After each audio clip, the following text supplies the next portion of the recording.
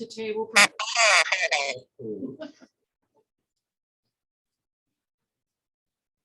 Good evening, everyone, and welcome to the Book Club of California for our Monday evening program, American Dude Ranch. It's an online and in-person presentation by Lynn Downey. We're going to be getting started in just a moment now. We're waiting for some folks to take their seats here at the book club, but thank you for joining us on Zoom. Again, we'll be starting in just a moment.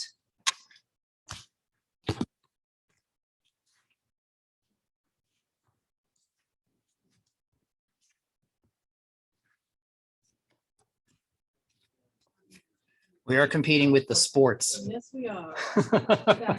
The big basketball game tonight. We're competing with the basketball game. Maybe some people who are joining us by Zoom are multitasking, enjoying two presentations at the same time. We think so. Good evening, ladies and gentlemen here at the book club and in the Zoom universe. Thank you all for joining us. Welcome to the Book Club of California's live and online presentation by author, archivist, and historian Lynn Downey. My name is Kevin Kosick, and I'm the executive director for the Book Club of California. And for those of you out there who are new to us, the Book Club of California is a nonprofit, member and donor supported organization that's dedicated to preserving and promoting the history of the book and the book arts. Oftentimes we do that with a focus on the literature and history of California and the West. The book club publishes finely made limited edition books, a scholarly journal, and keepsakes. And we host a year-round series of exhibitions and programs like the one this evening on topics including fine printing, design, typography, history, collecting, and much, much more. Now, if you're interested in what we do, please consider joining our century-long tradition. If you're not a member, or if your membership has lapsed, I strongly encourage you to consider membership. Dues are modest, but the benefits are many, and we simply can't do the work that we do without the support of our members. So I encourage you to go to our website at bccbooks.org. And now for tonight's program and our presenter. American Dude Ranch, a touch of the cowboy and the thrill of the West. This is a live, in-person, and online presentation by author, archivist, and historian Lynn Downey. Now, Lynn Downey is here. She's an award-winning author and historian. She is the former historian for Levi Strauss & Company and the author of Levi Strauss, the man who gave blue jeans to the world, which won the Silver Indie Award for biography from Forward Reviews. She wrote Arequipa Sanatorium, Life in California's Lung Resort for Women, and she addressed the Book Club of California about this book just last year in 2021. Lynn is also a novelist, and her debut historical novel, Dudes Rush In, won a Will Rogers Medallion Award and placed first in the Arizona Historical Fiction category at the New Mexico Arizona Book Awards. Now, Lynn is also the president-elect of Women Writing the West and works as a consulting archivist. Her clients include Sonoma State University, the Tamales Regional History Center, and the Desert Caballeros Western Museum in Wickenburg, Arizona, among others.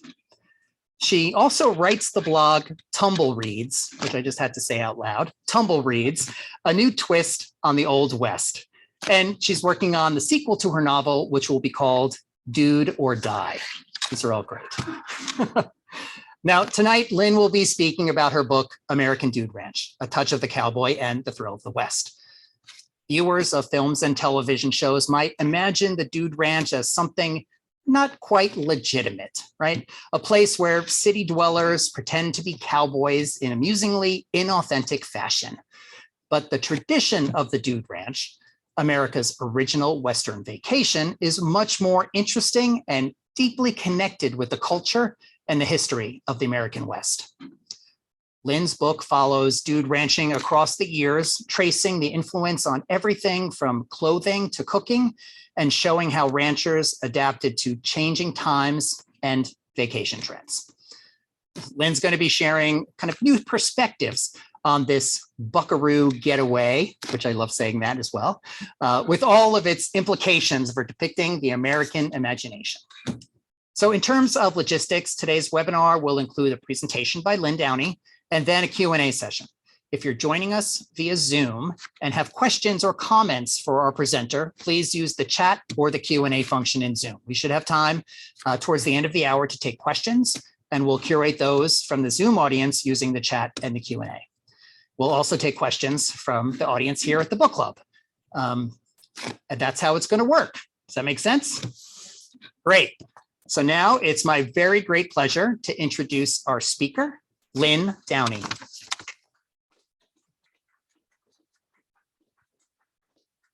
Thank you, Kevin. It is such a treat to be here in this beautiful space. It's just a lovely, lovely place. I'm so happy to be back in San Francisco again. I've done a number of these webinars, and I always say the same thing. First of all, I want to thank all of you who came here in person. And I also want to thank all of you folks out on Zoom. I always feel like Gloria Swanson at the end of Sunset Boulevard, thinking about all those wonderful people out there in the dark. So I want to thank all you wonderful people out there in the dark also for coming tonight. So Kevin told you a bit about my background.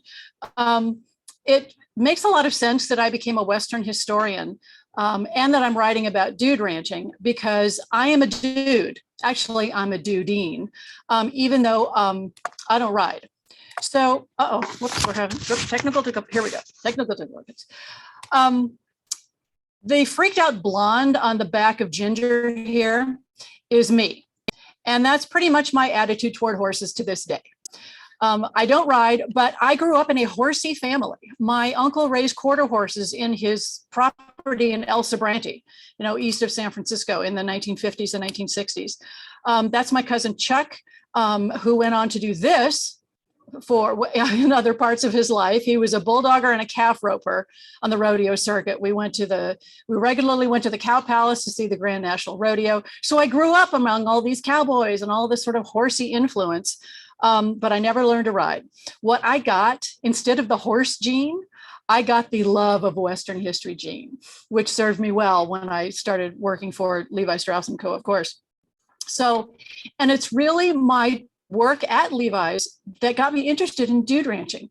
So I was hired to start the company's first archive. And among its catalog collection was this piece of something called Dude Ranch Duds from 1938. And I thought, clothing just to wear on a dude ranch? So I found that fascinating.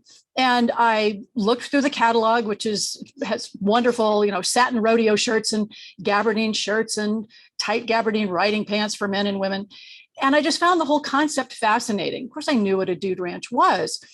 So I started reading a lot about dude ranching, not just for my job, but also for my own interest.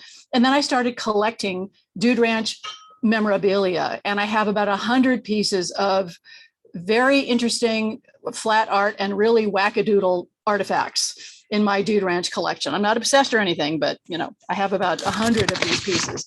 And you'll see some of them in the presentation tonight.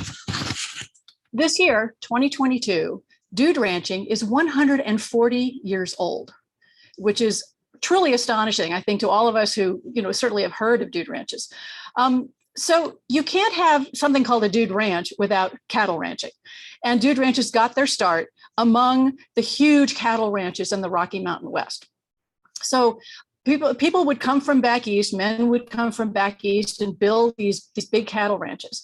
And they were in areas where there was really good hunting. So men would come from the East Coast, Irish and English aristocracy would come all the way from the UK to shoot things in the Rocky Mountain West. And there were no hotels. There was no place for these men to stay. So the local ranchers would put them up. And it was an honor to have them in the area, in the neighborhood, and they would stay, at the ranches.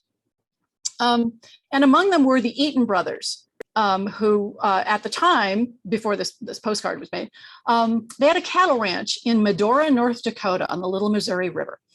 The three of them were from Pittsburgh, and they had this great cattle ranch, and people like Teddy Roosevelt would come to visit them. After a while, they were also hosting all of these hunters that were coming from all over the place. And one day they all looked at each other and they said, we're losing money. feeding all these hunters.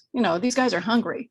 So in 1882, they put out a guest book and started charging $10 a week for hunters to stay at their home. And this was literally the very beginning of the Dude Ranch, 1882.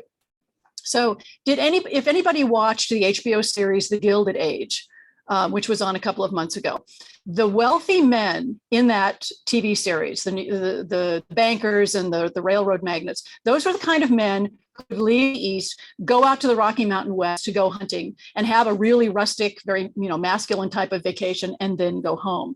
And a lot of them ended up going to Eaton's in Medora, North Dakota.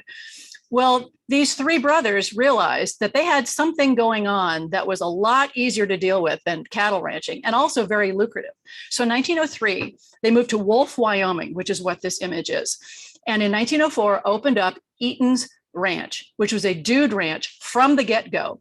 They also ran cattle, but it was meant to be a dude ranch from the very beginning. So it is very clear that Eaton's was the very first dude ranch. It had its origins in 1882. Opened in 1904 and is still in business today in the same place in Wolf, Wyoming, which is near Sheridan. So the whole idea started to catch on. And suddenly men like Dick Randall, who had opened up a place in Gardner, Montana, he was sort of a hunting and packing guide, and he started doing the same thing. And other men started to see that the Eaton brothers had something really great going on. So this really began to catch on, and more men started coming from back east to take this kind of vacation. But something else was going on at the same time. And this happened a lot at Eaton's. Young men who were falling into, riotous living, back in New York, drinking too much, carousing, their parents were very worried. And they would pour them onto the train and send them out to Wyoming or send them out to Montana to go and stay at one of these ranches to toughen up, to cowboy up and, turn them into men and send them back east so they could be responsible citizens.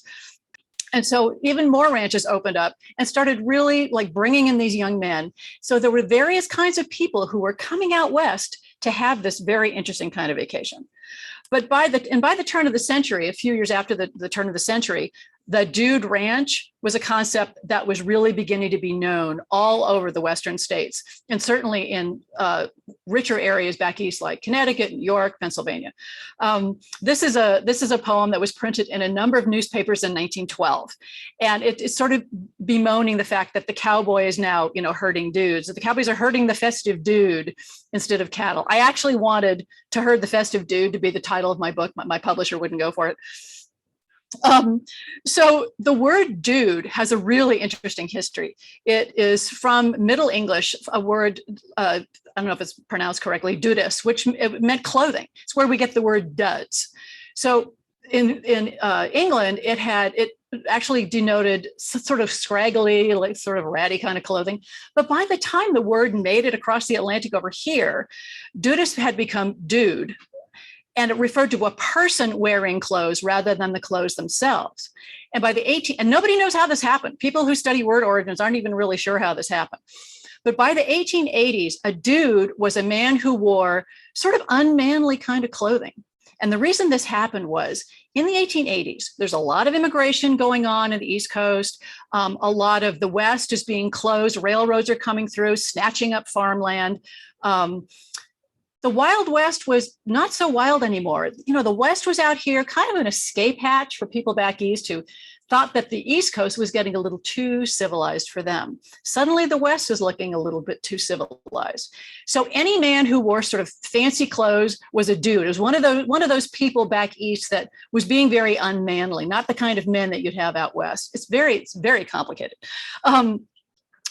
But what else happened at the same time? 1883, Buffalo Bill inaugurated his Wild West, which, by the way, you never call a show. It was Buffalo Bill's Wild West because he believed he was recreating the West from the ground up. And that was another one of these things that was going on. It was one of those that people needed the West. The people back east, the men back east, needed to have the West in their backyard to escape to. Buffalo Bill's Wild West, which of course came to Madison Square Garden in New York. Anybody who didn't want to be a dude would come out west and go to some of these dude ranches. But here's the thing. The people running these ranches liked the word dude. In fact, in 1926, when the Dude Ranchers Association was formed, it's the trade organization for dude ranchers, they liked the word because to them, dude just meant somebody from back east or somebody from someplace else who's just coming out to stay at our ranch. So these two things were going on. Dude ranchers wanted to use the word, and the guests like to call themselves dudes as well. But if you wanted to insult a guy, you could also call him a dude. It's very bizarre. Dudeen became the feminine form of the word. Another one of those words that nobody knows the word origin. For a while, the word was dudette, but that kind of became the word for children. And then there was a famous racehorse called Dudette, so that word did not make it.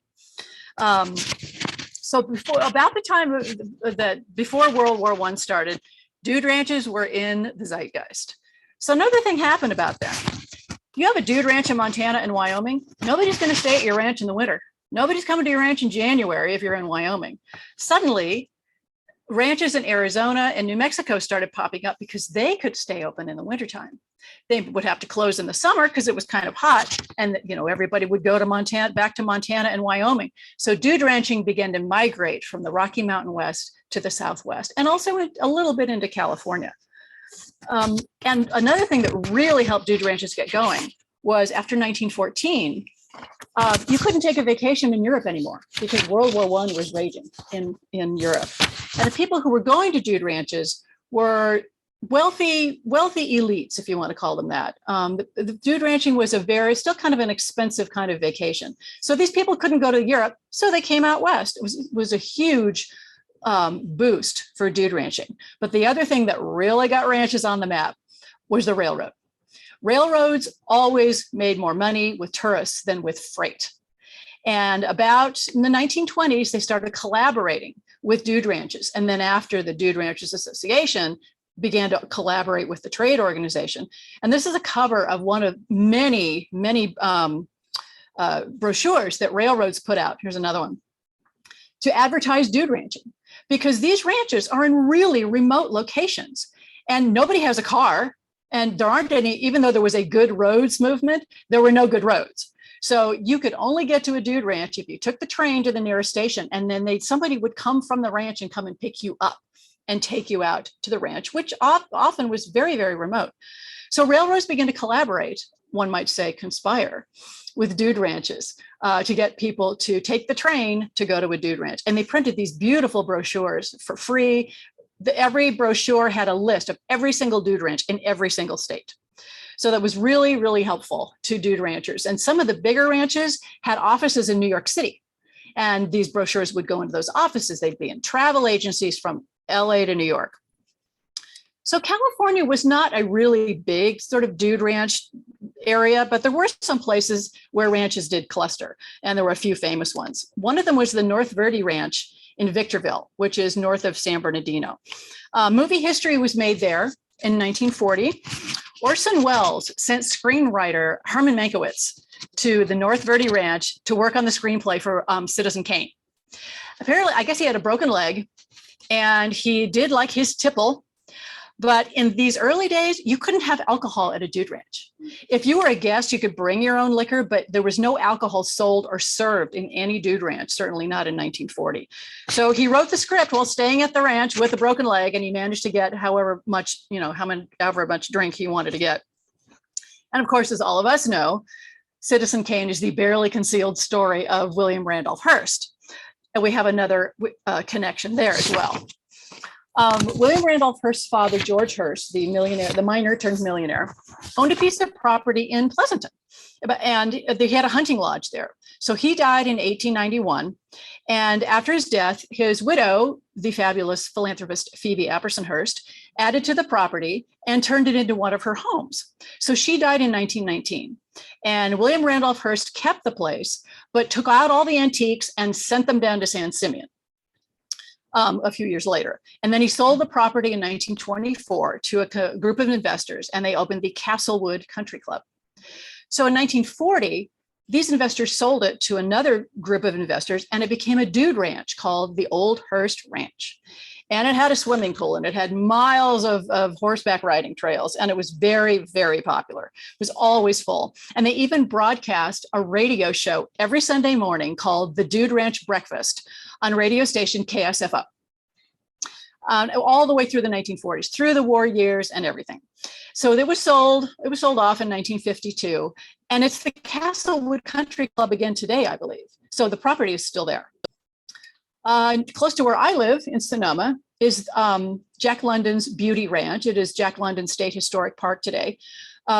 He started building his beauty ranch after he bought the Glen Ellen property in 1905, and he died in 1916. And his widow Charmian and his half sister Eliza Shepherd wanted to keep the ranch going. It was a working ranch, but as we got into the Depression, it was hard to keep the ranch going. So Charmian and Eliza turned it into the Jack London Dude Ranch. This is the rate card for the Jack London Ranch. You could bring your own horse. You could board it there. You could ride one of their horses. Charmian would preside over dinner and her big dining table and the separate kitchen dining room that's near the cottage on the historic, which you can still see at the property today. And she used to host big gatherings, the Business and Professional Women's Association. She had a big luncheon for them there, at her Dude Ranch in the 1940s. And there was also, where Castle Rock Park is today in Walnut Creek, there was a Castle Rock Dude Ranch from 1930 to 1938. Who knew? So there's a little bit of a Bay Area connection, but you have to go a little further afield. A lot of the dude ranches that got started early and are still around are mostly in Central and Southern California. There's the El Alisal in Solvang, which is wonderful. Clark Gable had his final wedding there in 49. There's the Rankin Ranch near Temecula, or near Tehachapi, Honeywell Ranch near Bridgeport. If you ever saw Out of the Past with Robert Mitchum, great film noir, filmed in Bridgeport. So the Dude Ranch was right there. And I don't have an image for this, but in the late 1930s, a woman named Gladys Shipman opened a Dude Ranch for dogs in Big Bear Lake. And it sounds like sort of doggy daycare, like we have today, but people would leave their dogs there for quite a while. It had a maternity ward. And in 1941, Gladys Shipman took in dogs that belonged to officers in Hawaii who wanted to get their pets and the rest of their families out of Hawaii after the attack on Pearl Harbor. And she took in dozens of dogs belonging to servicemen and kept them there for the duration of the war until they could come back and get them. I love that. So dude ranches could advertise themselves. They could make their own postcards. They could sell them in their gift shop. But there were also sort of generic postcards that they could carry in their gift shops. And certainly these helped to advertise dude ranches in general at travel agencies. So the card I showed earlier, the big greetings from, we all know that wonderful kind of graphic, that was created by a German immigrant named Kurt Teich, who had his printing company in Chicago. And he also created a line of 10 cards called Dude Ranch Comics from the 1930s through the early 1940s. This is one of the creepier ones. I find this one very disturbing. And a lot of the cards show women as, they're kind of objectified and they're sort of under the gaze of the cowboy. And it shows the women dressing inappropriately, wearing weird lingerie and sitting on their bed reading a book while the cowboys look in the window at them. It's just very weird. But what this is playing on is the very popular concept of women, and this did happen, women going to dude ranches and ending up marrying the wrangler. So women, there's a huge story about women in dude ranching. It might have to be my next book. A lot of women own dude ranches on their own or in partnership with other women. And certainly the husband and wife, the dude ranch husband and wife, it was a pure partnership. The dude ranch could not happen without both of them at the helm. But the story that people always think about when they think about women in dude ranching is like the city girl comes out west and marries the cowboy. Another story that people think about is what happened in Nevada in 1931. The state of Nevada legalized gambling and set a 6-week residency requirement for a quickie divorce. So a number of other states had residency requirements. You had to live there for a certain period of time. For the paperwork to come through, you could get your divorce. And it could be like 3 months or 6 months. But Nevada had, I think, a 3-month requirement. And they finally said, to heck with it. 6 weeks. Stay in Reno for 6 weeks and you can get your divorce. So this was huge. And this was huge for the ranches around Reno. There were already dude ranches in business and they started advertising to divorcees, come on out. We got plenty of room for you for your 6-week stay. And it was mostly women. And so this went on, for years until, laws got a little more lax. And the greatest expression of this concept on film is from 1939. I see nodding. The Women, 1939, Norma Shearer, Rosalind Russell, Joan Fontaine, Paulette Goddard, and the rest of them. So these are all Park Avenue, New York women. And they all decide they're all getting a divorce about the same time. So most of them they go on the train for Reno, and they go out to this ranch that's run by actress Marjorie Main, who plays Ma Kettle in the Ma and Pa Kettle movies. Her name is Lucy, and Rosalind Russell shows up a little later, and she's in the wagon. She's being brought to the ranch in the wagon. She gets out and she pulls something off of the wagon, and Lucy says to her, "What is that? What is that dude contraption?" And Rosalind Russell says, "It's an English saddle. I refuse point blank to learn to ride one of those Western things." And then Lucy says, "Did you ever see a horse laugh?" Yeah. So they stay in Reno. There's a very short scene where they're in Reno, and then they all go back to New York, back to their Adrian design, gowns. But the first thing they do when they get to this ranch is they change the way they dress, because they're in alien territory. They're out west. They cannot dress the way they do in New York. So if you're Paulette Goddard, you wear white linen hot pants and white leather gauntlets. If you're Mary Boland, you wear denim, a plaid shirt, a diamond clip, and pearls. I would dress like this every day if I could. I think it's fabulous. Well, what this signifies is these women know that their lives are about to change completely. And for me, the divorce ranch, the dude ranch, for these women, it's this way station between their old life and their new life. And when you're at one of these places, you wear different clothing. You have to start to become a different kind of a person. And I think that's really profound. And I watch the way the women move in their clothes when I see this film, and some of them look comfy and some of them don't. Joan Fontaine never changes her clothes. She is always in her sweet little skirt and her sweet little blouse. But I just love the fact that these women know that they're in a place that is going to change them as much as they are going to change their lives. And movies like this also help move Western wear into the mainstream. So there's something unfortunately named the squaw dress that was very popular in the 1950s. It was also called a patio dress. And this is the kind of thing that a lot of 1950s suburban moms and wives would wear at their backyard barbecue. It was very popular in dude ranch shops, big shops, and some of the bigger department stores. Bullock's Wilshire in Los Angeles, fabulous department store, had a dude ranch shop, just a very special dude ranch shop. It's the kind of place that would close at night so Greta Garbo could go shopping. So these kinds of stores had specific sections just for Western clothing because dude ranches were becoming so popular.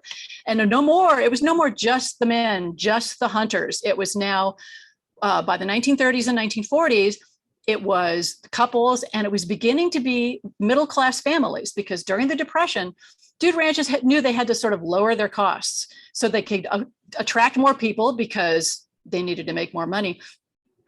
And they realized that what they were offering, there were people out there who really needed what they were offering. And in the early days, you took a dude ranch vacation, you stayed for a season. You could stay for 2 or 3 months.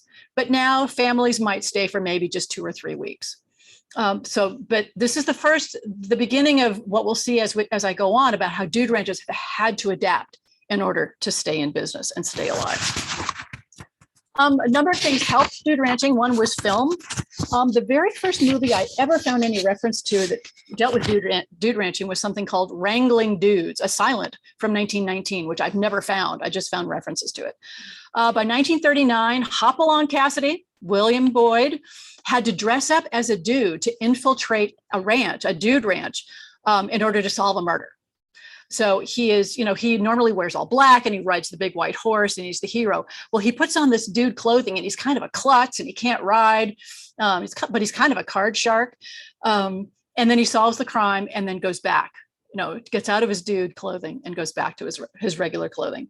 And dude ranching started showing up in more films, but interestingly, not necessarily at dude ranches. So you see a number of themes in film and also in literature.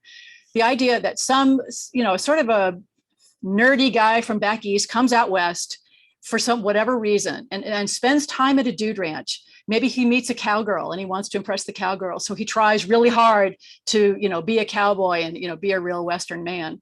And in coming west, he changes, just like the women do at the divorce ranch. In coming west, this young man will change, and often he'll decide to stay in the West. And you see this as a theme in films, and you see this in Out West with the Hardys. This is one of the 437 Andy Hardy films that Mickey Rooney made in the 1930s and 1940s. In this particular film, the family goes out west to a regular cattle ranch that's failing. It belongs to some friends. They go out there to help save the ranch from an unscrupulous guy who's stealing their water. How current. And so they all go out there, and everybody except mom changes their clothes. Andy Hardy puts on this really goofy, big woolly chaps and a leather, the cowhide vest. And he's kind of a goof, and he looks ridiculous next to the cowgirls. But by the end of the film, he has matured. He helps solve the problem at the ranch, and he goes home a different person. That is the classic theme of what a dude ranch did for people, not just, in pop culture, but certainly in reality. Now, in 1930, George Gershwin wrote a musical called Girl Crazy. And it's the story of Danny Churchill, who's one of those guys who is like in riotous living. His father sends him out to the family ranch in Arizona to cowboy up. He turns it into a dude ranch with entertainment and musical numbers by George Gershwin, and ends up sort of being the same old guy. And then in 1943, there was a film version with Mickey Rooney again and Judy Garland. But this time, he's sent out to a boys boarding school out west, which is very Western. Everybody's in basic cowboy shirts and Levi's jeans, and poor Danny Churchill wears his goofy chaps and leather vest or whatever. And the school is failing. So what does he do? He decides, first of all, they're going to make it co-ed instead of just for boys. And second of all, they're going to have a big rodeo extravaganza with music to bring in money for the school. And the extravaganza is led by Tommy Dorsey and his orchestra, with everybody in Western clothing. Rent the movie just to watch the end. The extravaganza is well worth it. So, as I said, middle-class families are now beginning to go to dude ranches, and certainly by the end of the war years, late 40s and early 50s. This is from my personal collection. It's a book of dude ranch paper dolls. So beyond postcards and brochures, you see a lot of merch coming out of the dude ranching world. This is aimed at children to get them to be interested in wearing cute clothes on the dude ranch. And there's some cute clothes. These paper dolls have some cute clothes, let me tell you. A lot more families are going to dude ranches because more people are buying cars as we get into the 1950s. The roads are better. And then by the end of the 50s, of course, the interstate highway system is, up and running.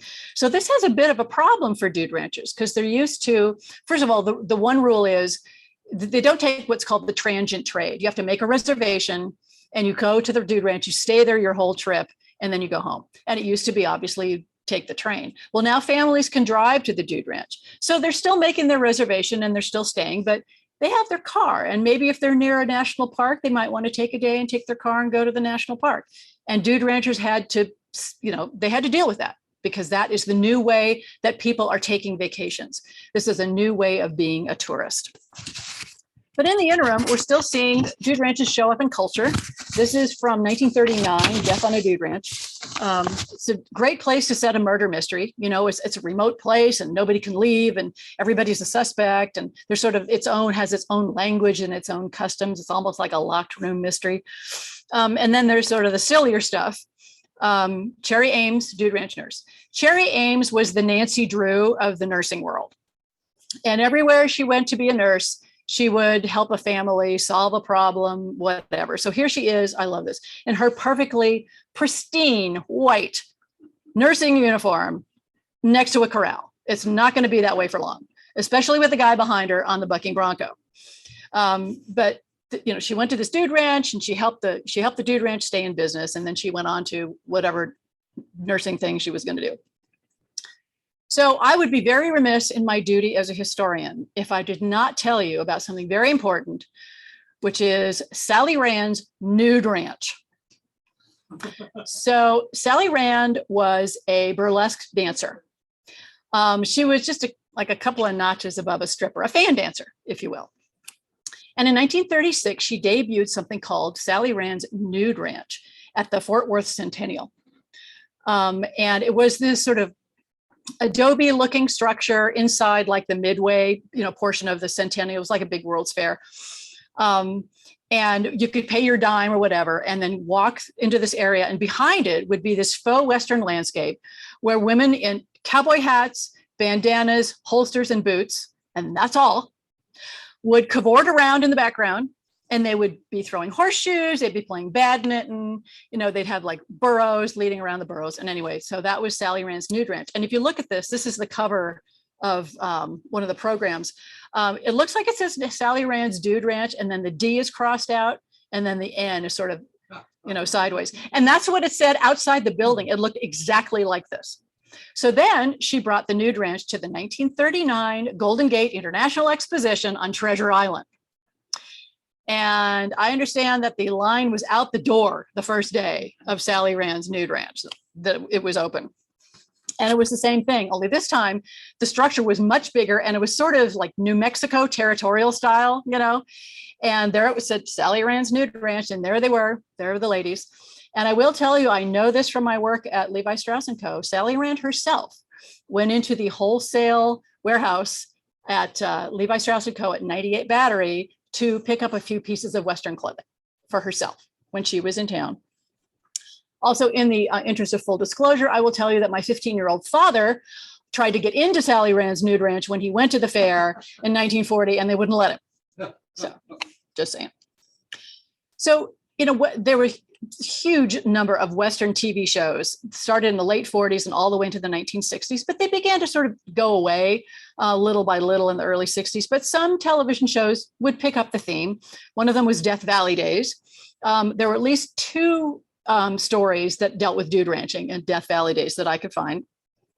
One of my personal favorites, an episode of Perry Mason called The Case of the Petulant Partner, when Perry, Della, and Paul all stayed at the White Sun Guest Ranch in Palm Springs while Perry was, defending yet one other person falsely, accused of murder. So another thing that changed in the 1950s, besides the, moving just from, hunters and then, rich couples and moving into families, was dude ranching had been a very traditional, traditionally a very white upper class type of vacation. In the early decades, dude ranches that were founded by men from Pittsburgh, like the Eatons and Larry Laram, who opened the Valley Ranch outside of Cody, had very explicit rules that they did not allow Jews at their ranch. You always had to make a reservation to stay at a dude ranch. And if your name sounded Jewish, you were not allowed to come to the ranch. And it was very explicit. And this is what, these men were used to back home in the East with these kind of restrictive policies. That went away in the Depression because they couldn't keep turning people away, to come to their ranch. It wasn't really because they wanted to, make a change in society. People of color were certainly not encouraged to visit. And dude ranches do not appear in the Green Book, the famous guide for Black individuals and families who want to travel. But one exception was Murray's Dude Ranch outside of Victorville, the same place where North Verdi Ranch was. It was founded by Noli and Leela Murray. They were a Black couple from Los Angeles who moved to this area for their health. They needed the drier air. In the mid-1930s, they opened a ranch for at-risk Black children from urban areas around, Los Angeles, to get them out of there and to give them a country place to stay, to be healthy, and to get some schooling. But during the Depression, the Murrays, like everybody, had trouble making ends meet. So they added a dude ranch component to the school for disadvantaged children. Then in 1937, someone came to Victorville and changed their lives.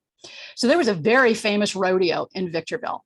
Celebrities used to go to this rodeo. They would take, I think it's 80 miles from LA to Victorville, and celebrities would come from LA to go to this rodeo.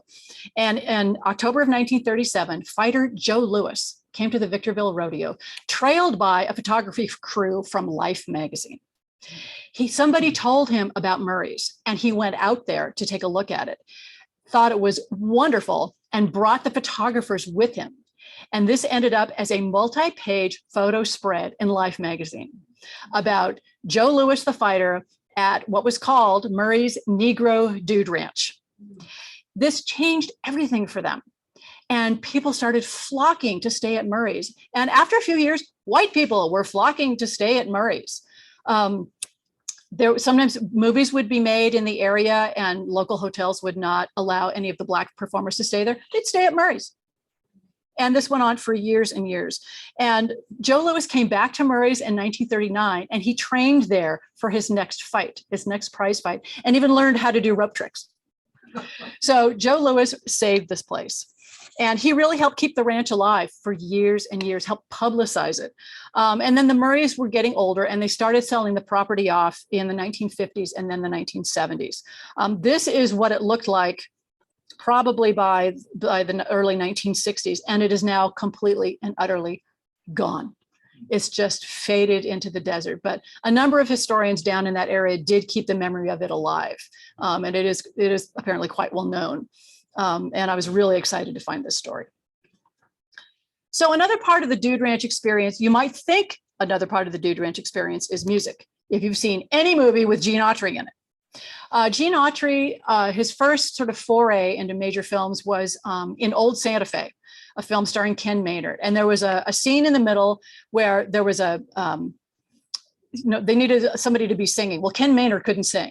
So the producers heard about this guy named Gene Autry who could sing and ride a horse.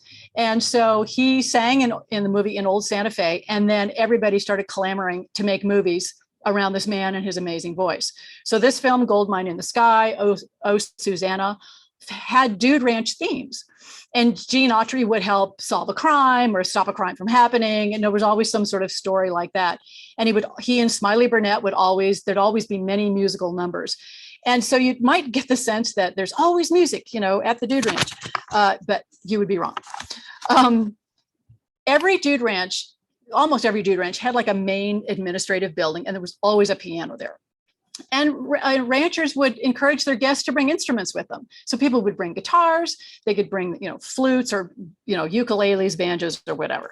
I interviewed a woman for my book. She and her husband owned a Colorado Dude Ranch in the 1960s. And every Friday night, the staff put on a talent show. And if the guests wanted to participate, they could be in the talent show as well. And this is another amazing thing about the Dude Ranch.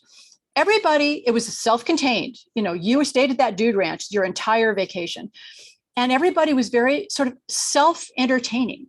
After dinner, everybody would stay around in the lodge. And I have seen postcards and photos. People are playing cards. Kids are playing checkers. People are playing piano and singing. There was a sense that everybody wanted to be together. They didn't just go back to their cabins. And this is the thing. This is the difference between a hotel and a Dude Ranch. You go to a hotel, you don't know who owns the hotel. You don't ever see the manager unless you have a complaint, right? You go to a Dude Ranch, you're in that person's home. You're in that couple's home. And the Dude Ranch owners are in that administration building with you, and they're playing cards with you, and they're singing along with you. They're part of your experience. So it's this very familial, very, sweet and sort of innocent way of taking a vacation that I just find it very sweet. And everybody would, stay in the lodge until it was time to go to bed. And everybody was really tired anyway, because they'd been on a horse all day long. So you could also take, if you wanted to have sort of a Dude Ranch themed party at your house, you could have an album of Dude Ranch dances. This is also from my collection. This is from 1950. You could, play Western swing in your house and wear your patio dress and have a Dude Ranch themed party. And I saw references in all of the states I did research in. Fraternal organizations would have fundraisers or their annual dinner, and they would so often have a Dude Ranch theme for their annual meeting or whatever. So another really important part of the Dude Ranch experience is food. If you don't feed your guests right, they're going to go home and they're going to say, don't ever go to that ranch. The food was awful. So next to the wrangler, the cook was the most important employee. So the Dude Ranchers Association was formed in 1926. And in 1931, they inaugurated their own magazine. And this was for the trade. It's a trade magazine for Dude Ranchers. And there was a column in it called House Management. It was basically the woman's page, the woman's column. And a lot of these women, they would talk about how to deal with troublesome guests, what to do with, people who fall off their horse, how to get a good housekeeper, how to keep a cook.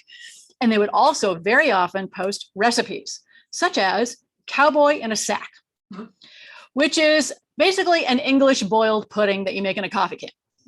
There is nothing appealing about this at all, at least not to me, except for near the bottom where it says you can serve it with hard sauce, which is whiskey, butter, and sugar. You can also serve it with lemon sauce, but who wants that? So this is from 1943. In 1955, there was an issue of the Dude Rancher. They reprinted the recipe, but they did not suggest serving it with hard sauce. They only suggested serving it with lemon sauce. I think that's because there are more kids at the ranch in 1955 than there were in 1943. And they don't want to encourage people to be, having their hard sauce when the kids are having the lemon sauce. Then there was a line of preserves and syrups and jams called Dude Ranch out of Long Beach, which was inaugurated in the 1940s. The word Dude Ranch was really a marketing tool for a lot of consumer products because it had this sense of the real West and sort of real purity and, the purity of the West. And so if you called your thing Dude Ranch, it was really good for marketing. And they had preserves, they had maple syrups and all kinds of things. And there were stores all over California that carried the Dude Ranch line. From the 1940s to the 1960s. Here in San Francisco, there was something called the Canned Foods Distribution Center on Folsom Street, kind of sounded like Costco. The Village Market in Palm Springs, Millie's Market in Santa Cruz, and Food City in Bakersfield, as well as Ralph's in North Hollywood. So it was all over California, again, from the 40s to the 60s. So this is a menu from a restaurant in Long Beach called Dude Ranch. And that's actually, it's weird, but it's a pair of chaps like from the side. And the menu is just very basic sort of diner menu, but you're gonna bring them in if you call your place a Dude Ranch and you put something Western on your menu right on the front. Dude Ranches liked this because as we're getting into the 50s and the 1960s, they're having a little trouble staying afloat. As interest in the West waxed and waned, so did interest in dude ranching, because they're so associated with the cowboy and the West. And if there isn't as much interest in pop culture in cowboys, people aren't going to dude ranches as often. So they did quite a number of things to get people to come. They would collaborate and have promotions with big consumer products like Red Ball Jets. Buy a pair of Red Ball Jets or no purchase necessary and enter your name in the raffle and you could win 2 weeks at a Dude Ranch. There were newspapers that had contests for their paper boys. Whoever sold the most papers would get 2 weeks at a Dude Ranch.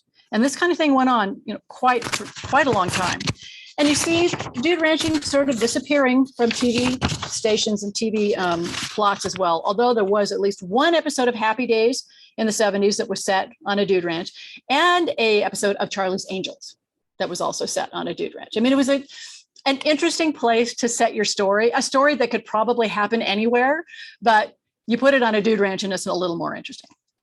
So things are going kind of slow for dude ranching until 1980, until a film came along called Urban Cowboy, which was actually based on a 1978 Esquire magazine article that was about how urbanites were flocking into these Western themed bars and they wanted to have sawdust under their feet and ride the mechanical bull.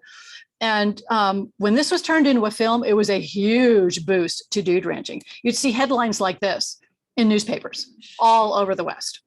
And from the Rocky Mountains to California to Arizona and New Mexico, the manager of the Chamber of Commerce in Wickenburg, Arizona said this: "It's the urban cowboy craze. People are looking for more than a mechanical bull in the city. They're saying, let's get out where it really happens."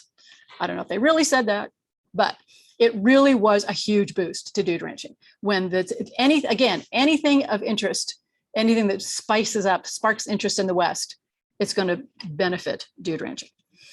Even places like the Rimrock Dude Ranch, which is near Yellowstone, had a house band, the Rimrockers.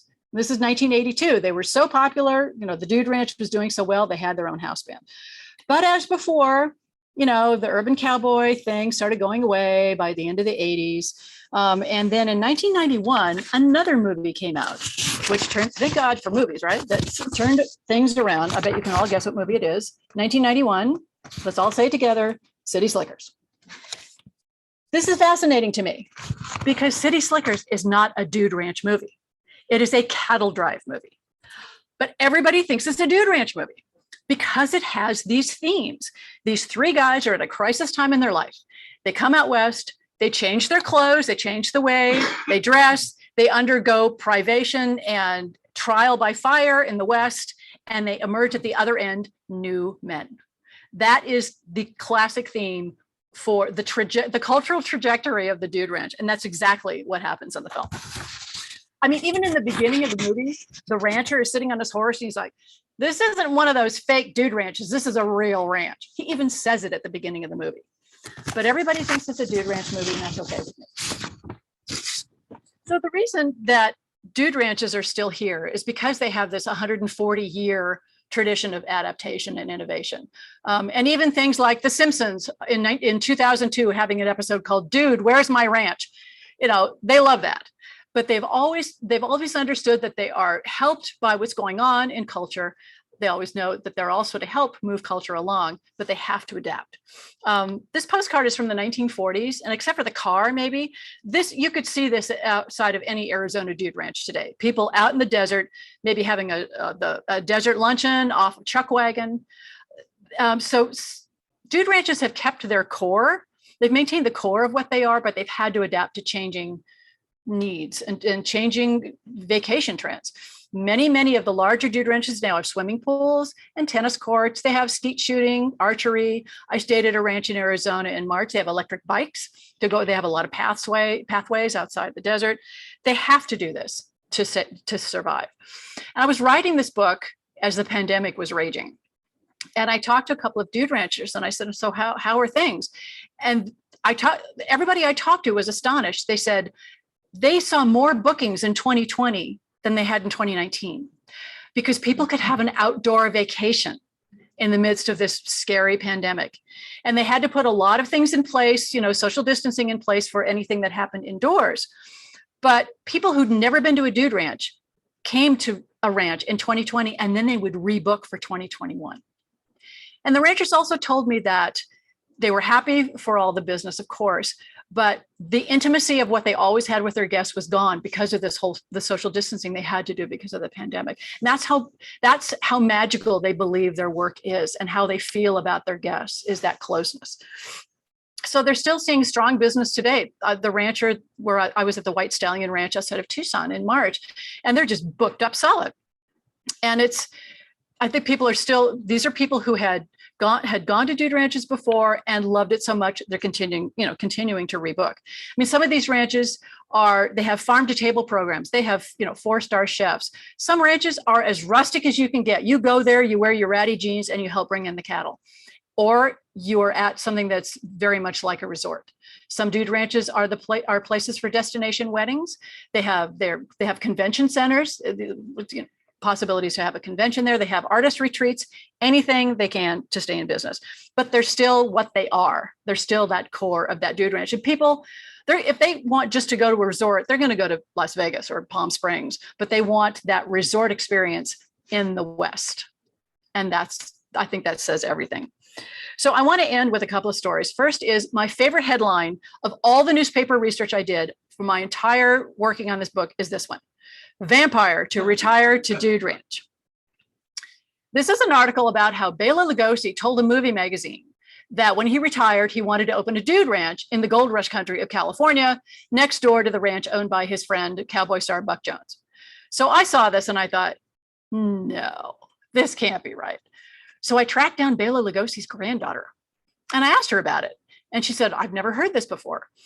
So she asked her father, Bela Lugosi Jr., if he remembered his dad ever saying he wanted to open a dude ranch. And he said, no, apparently Bela Lugosi loved the outdoors. Who knew? But he never really wanted to open a dude ranch. I think he was just messing with the movie magazine. He was tired of these endless questions about, what do you want to do with your, when you retire or whatever. And he just made this up. Maybe he did like the outdoors. Maybe it sounded interesting to him, but I think he was just messing with it. I just made me an even bigger fan of Bela Lugosi. So, people can travel geographically west, but only the dude ranch can give them a vacation that is a link to both an imaginary and a tangible piece of the American West.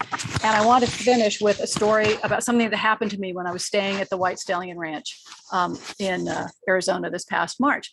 When you go to a dude ranch, everybody's there. It's either a couple or they're there with a group of friends. And the ranch was booked solid. And everybody was there with somebody else. And I was there by myself. And meals are served all at the same time, buffet style. So there's a big dining room and you go in and it's a line and you get your food and there's big refectory tables and everybody sits with their group. So on the Friday night, I thought, I'm not going to sit in the corner, read a book and eat my dinner. So I sat next to a young woman and her son who were talking to another couple. And we had, just chatting with each other. It was very nice. So then Saturday night, I was speaking at the Tucson Festival of Books and I was actually wearing this shirt. And the woman ahead of me in line turned around and said, "Oh, I really like your shirt." And we started chatting. And we're sort of chatting as we're going through the food line. And we finished getting our food at the same time. And I said, "Excuse me, I'm here by myself. May I join you for dinner?" She said, "Sure." But instead of going into the main dining room, she went to a private dining room behind the buffet line into her family reunion. And I said, oh, no, I'm sorry. I don't want to butt in on your family reunion. She's like, no, it's fine. So she had me come in and introduce me to the matriarch of the group, a woman named Barbara, who had organized this family reunion. She lives in Tucson and she'd booked this vacation for every single member of her family, of which there were only about 30 of them. The entirety of her family was in this dining room, as they were trickling in. And she wanted everybody to have one more reunion together before older people started to die. So I sat next to her and I was talking to the people across the table. And every time somebody came in a room and sort of looked at me weird, she said, "This is Lynn. She's part of our family tonight." And I thought, that is the Dude Ranch. That would never happen to you at a hotel. That is a Dude Ranch. You walk in, you're a stranger, and you are immediately family. That's also a reflection of what the Dude Ranch owner himself, what the kind of he or she or they, the kind of atmosphere that they create in their ranch. And Russell True and his family who own the White Stallion, that is what they created. And they gave me a truly, truly special experience. So I hope you have enjoyed my stories. I have many more and I am happy to take any questions. And thank you all so much for coming and for being out there in the dark. So we'll start with some questions here in the audience. Does anybody want to start us off with a question? I'm going to come up here. Yes. Are you familiar with Spin and Marty, the Mickey Mouse series? The question is if I am familiar with Spin and Marty, and that's actually in my notes and I forgot to read it. Yes, Spin and Marty, the Mickey Mouse Club on the Boys Dude Ranch. I think Spin or Marty, they just passed away, didn't they? One of them, I think, just passed away recently. Yes, Spin and Marty, the Boys Dude Ranch. We have some questions in the Zoom universe for you. And Okay. We're going to start with Lynn. Did you ever run into Wild Bill Hickok? And if so, what did you find out regarding him? I did not run into Wild Bill Hickok. I believe he died in 1870 something. And the dude ranching really didn't get started until the 1880s. So unfortunately, no. Close, But not not just not close enough. And then did the Fred Harvey Company play any role in the railroad's popularization of dude ranches?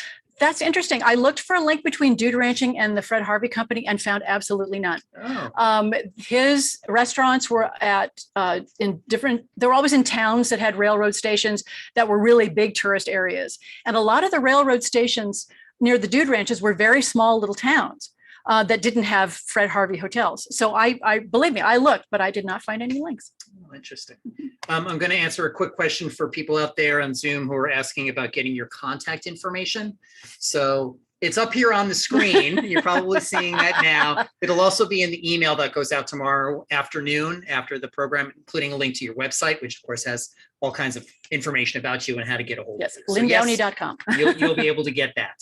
A couple of people asked that. Thank you. We have a lot of great accolades here, a great presentation. I had no idea ranches were such a fascinating Western phenomenon. I'm going to have to just jump in here and say, if you're in the room or if you're on Zoom, raise your hand or make a comment if you've ever been to a dude ranch.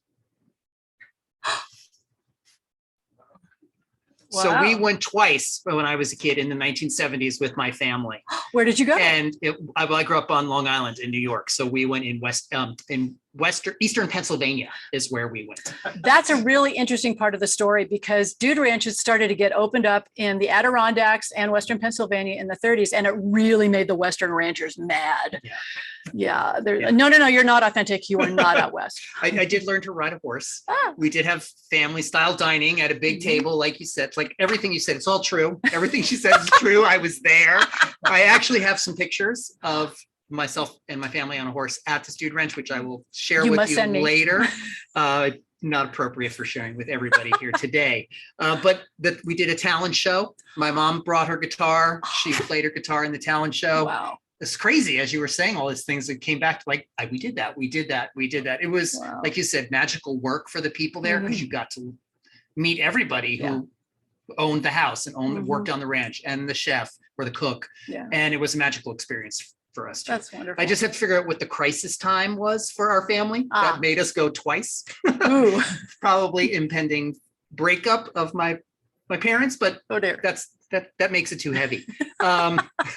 Somebody did ask about where did you get all these photos, and you mentioned some of it was in your collection. You want to tell us a little bit more about where you got the images and illustrations of the photos? Yes, some of these were from my collection. I got them from eBay, used bookstores. I made a connection with someone on eBay. I bought a couple of things from her, and then she started looking just for dude ranch stuff just for me. So I had like this personal buyer. There are a few things that are from library collections, but a lot of it is just from my own collection. Yeah, nice. And we'll get to you in 1 second. The follow-up question for that is kind of what is the market for dude ranch ephemera? Like you have a buyer now buying your stuff for you, but there are all kinds of collectibles. There were ads, paper dolls, the album. There's all kinds of ephemera and books and media out there. So what's the market? How does somebody get started getting dude ranch memorabilia? It always goes back to eBay. There is so much great stuff on eBay. Card Cow, the online site that's called Card Cow, and it's just vintage postcards. It's a great place to find images. There's paper shows. We have these here in California, these great shows, these paper shows where it's ephemera, magazines, postcards, and it's just a huge room of nothing but vintage paper. And I just drool when I walk in the door. And that's a really great place to find that as well. And also antique stores will often have boxes of old postcards. And sometimes they just throw them in the box and you have to go through every single one until you find it. So we have a bunch of people chiming in that they've been to dude ranches, and that's why they're on here. Yay! The CM Ranch in Dubois, Wyoming. Du Bois. Yeah. Sorry to start trying to be fancy over here. Someone's been to the White Stallion twice. Yay! Phantom Ranch in Grand Canyon. And then ranches in the Adirondacks. So as you mentioned. Yeah. So we've got a number of people who have participated in the dude ranch phenomenon. Well, what's funny also is I would talk to people a lot that when I was working on this book, and I say, I'm writing a cultural history of the dude ranch. And they say, oh, that sounds great. And I would ask them, have you ever been to a dude ranch? And they say, no. It's just the idea is just has this sprightliness in your brain when you hear dude ranch. And I just love that. Peter. Yes. Another thing to think about is that the fifth Nancy Drew book, 1931, is The Secret at Shadow Ranch. And you should at least read it. It's not a dude ranch in actuality, but it functions as a dude ranch for Nancy and her two chums who were taken out by wranglers to learn to ride and to go on the trails. And it's worth a look. I'm going to get that. eBay, The Secret of Shadow Ranch. You need the 1931. 1931, okay. So I'll just say, Phyllis put that in the chat. I remember a Nancy Drew book set on a ranch. So I'm glad that you talked about that. She also mentions an old series about Patsy Carroll in the Golden West. Does that sound I don't know that one. There's also Trixie Belden, and there was a Trixie Belden, again, girl hero all over the place. And there was one where they were at a ranch in Arizona, but it is so awful. And it's just so politically incorrect and so terrible that I just don't even want to talk about it. Lynn, you're interesting and hysterical. Thank you. Thank you So much for That's my goal. Someone remembers the 2-part Happy Days episode that you talked about as well. And then there's a couple of questions here about the Eatons that you talked about early on, and wondering if these are the same Eatons in the Pasadena area. Eaton Canyon, Eaton's restaurant, just down from the foothills. I don't know if the Eaton in Southern California is the same family. The Eaton brothers came from Pittsburgh, and they've been living in Pittsburgh for a long time. I don't know if there's any relation. Okay. Another thing in the Eatons, like, again, I don't know the connection. The founder of Forest Lawn in Glendale was an Eaton. Oh, must have been one of those It Eatons. might have been Pasadena Eaton, or it could have been completely unconnected. That way. Huh. Needs investigating. Well, Native Americans played a very prominent part in the West. Any relation with dude ranches? I do discuss indigenous people in the book because of the minor role they played in dude ranching. Some of those railroad brochures would talk about the local Indian tribes that were, near some of the ranches. And it's, these are written in the 1930s, and it's very unfortunate the way they write about the Indians is almost they're part of the landscape, or, part of the local wildlife, as they were there, they were just there to entertain. Some ranches in Wyoming would have, I think it was the Valley Ranch outside of Cody, had members of the Crow tribe that would come and entertain at the ranch. And so that did happen when there were ranches that were near where tribes were living or near reservations. But there was very little interaction otherwise with Native Americans. Great. We're going to, I'm going to ask one more question, and then I'm going to announce who's going to take home your book from our audience here. Excellent. And then we'll wrap up because we're just past 7 o'clock, and we want to make sure people have time to talk to you and maybe buy a book if they don't win one. Okay. Okay. All right. I go on forever. So I was wondering if you could tell us a little bit about, you mentioned some interviews that you had with some folks, some ranchers and some attendees, I guess. Yes. Tell us a little bit about who you interviewed. I did formal interviews with 3 people. One is Bryce Albright, who's the executive director of the Dude Ranchers Association. She's a very young woman. I don't even think she's 30. She grew up on the CM Ranch in DuBois, Wyoming. Comes from a dude ranching family, 2nd or 3rd generation dude ranching family. And she is running this trade organization. Just an amazing young woman. And that's the other wonderful thing, is there's so many young people who are in dude ranching. There are dude ranches that are 2nd, 3rd, and 4th generation of the family, same family running the ranch. I spoke with a woman named Dolly Turner. She and her husband ran this Colorado dude ranch. She was a city girl who married a cowboy, and they decided to open a dude ranch in Colorado. And that was a very interesting interview. She's an amazing woman. And I also interviewed a young woman I met at the Flying E Ranch in Wickenburg, Arizona in 2013. And at the time, her life was going and working seasonally at various dude ranches, doing whatever, everything from waitress to wrangler, just so she could ride. And she doesn't do that anymore. She spent 6 months in Antarctica recently. She's one of the most interesting young women. But I got her perspective because she was one of the workers at the ranch. And we just really connected, and we've stayed in touch all this time. And so I wanted that perspective as well. And a lot of my other conversations were just very sort of informal conversations with ranchers. Yeah, great. Okay, so we're going to wrap up by announcing who's going to win the book here. We ran. I'm going to give you the podium. Well, yeah, let me come in front of the podium. Well, in case people on Zoom want to see me announce the person in the audience who's going to, the 2 people in the audience who are going to win. We took 2 random generated numbers and went through the RSVP list of the people who are here.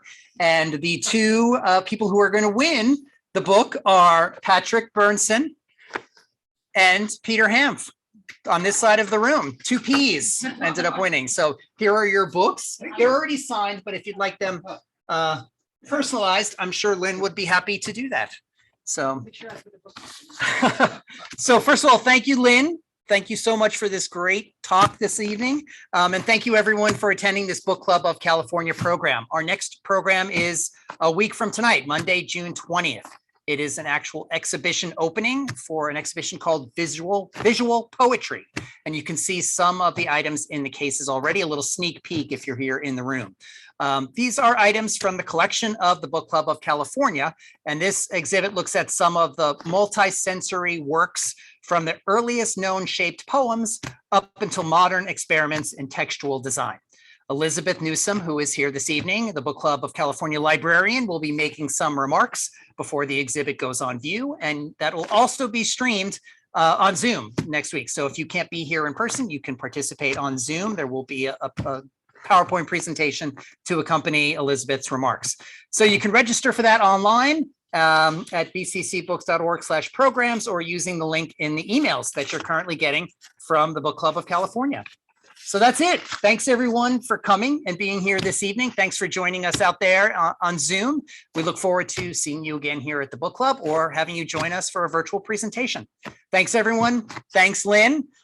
Be healthy and happy and safe. Good night.